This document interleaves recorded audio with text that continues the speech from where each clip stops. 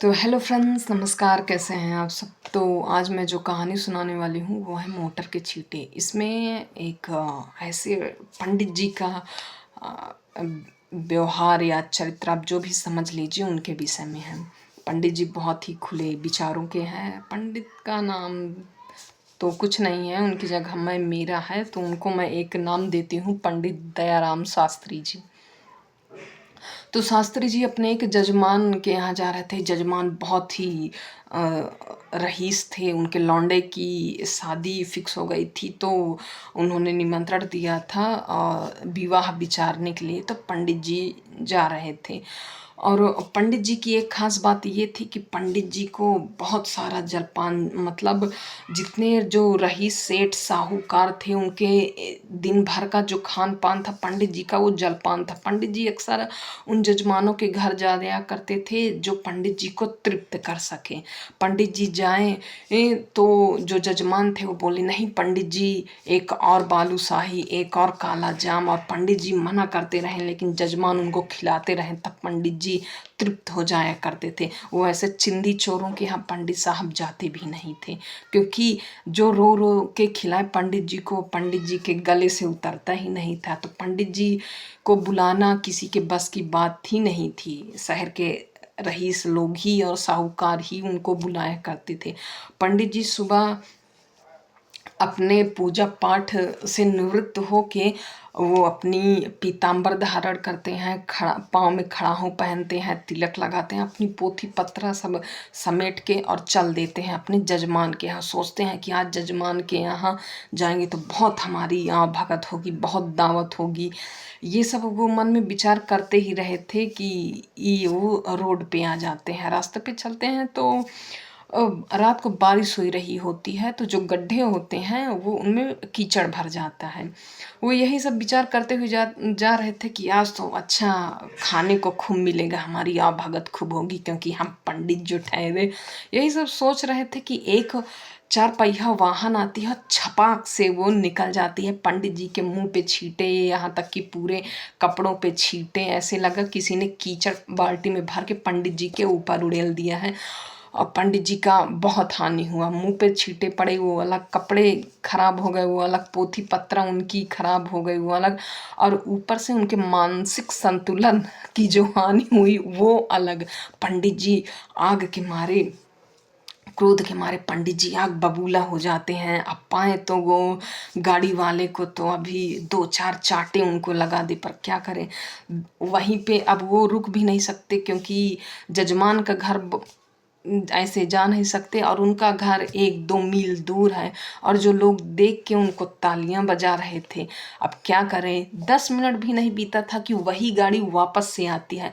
पंडित जी चारों तरफ से ईंटा इकट्ठा करते हैं, पत्थर जो भी उनको मिलता है वो इकट्ठा करते हैं, और एक जोर से पत्थर लगा के और मारते हैं गाड़ी की तरफ कि गाड़ी का कांच टूट जाता है। दूसरा पत्थर उठा के मारते हैं कि साहब जो बैठा रहता है उसकी टोपी उड़ जाती है, ड्राइवर की हो जाती है। और एक और मारते हैं तो साहब का गाल चीरते हुए निकल जाती है, साहब के गाल से खून बहने लगता है। इतने में ड्राइवर गाड़ी रोकता है और साहब उसमें से उतरते हैं और बोलते हैं, क्यों रे, हमको पत्थर क्यों मारता है तू। तो पंडित दयाराम पहले से ही तमतमाए हुए थे, उन्होंने एक घूंचा मारा उन्होंने एक रख के मारा, तो साहब जो थे उसमें कीचड़ में गिरे धाम से वो सहसा उठने ही वाले थे कि पंडित दयाराम शास्त्री कहते हैं कि तुमको वैसे ही गाड़ी चलानी आती है, ऐसे चलाते हो। दोनों में खूब मार पिटाई शुरू हो जाती है।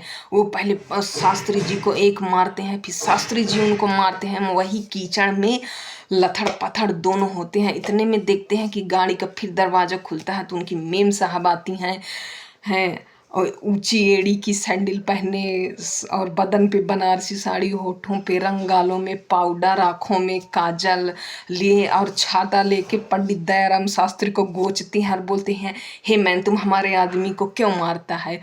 तो वो पीछे मुड़ के देखते हैं तो मैडम से बोलते हैं कि मतलब देवी जी आप मर्दों के बीच में ना आइए, नहीं तो आपको चोट लग जाएगी तो हमको बहुत दुख होगा।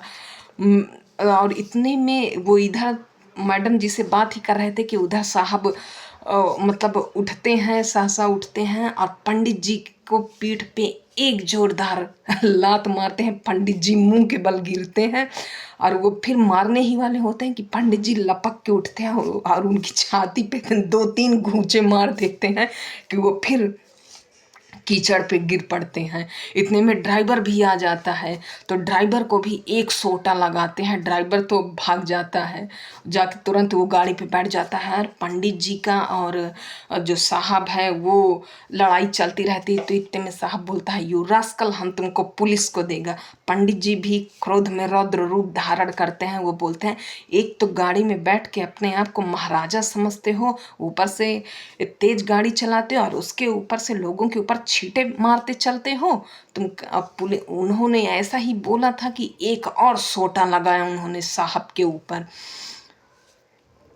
इतने में सारी जनता आ जाती, कम से कम 40-50 लोग इकट्ठा हो जाते हैं और वो बोलते हैं, एक जजमान बोलता है कि हाँ पंडित जी आपने एकदम सही किया, इनको जो दिखा दिया। ये गाड़ी पे बैठ जाते हैं तो ऐसा लगता है कि कहीं के राजा हैं और जो आदमियों को आदमी नहीं कीड़े मकोड़े समझ लिए हैं। दूसरा बोलता है कि अरे अभी बोल रहे हैं कि ठीक है हम अब से नहीं करेगा और नहीं तो गाड़ी में बैठेंगे तो फिर ये यही करेंगे। तीसरा बोलता है कि अरे इनसे उठक बैठक करवाई जाए।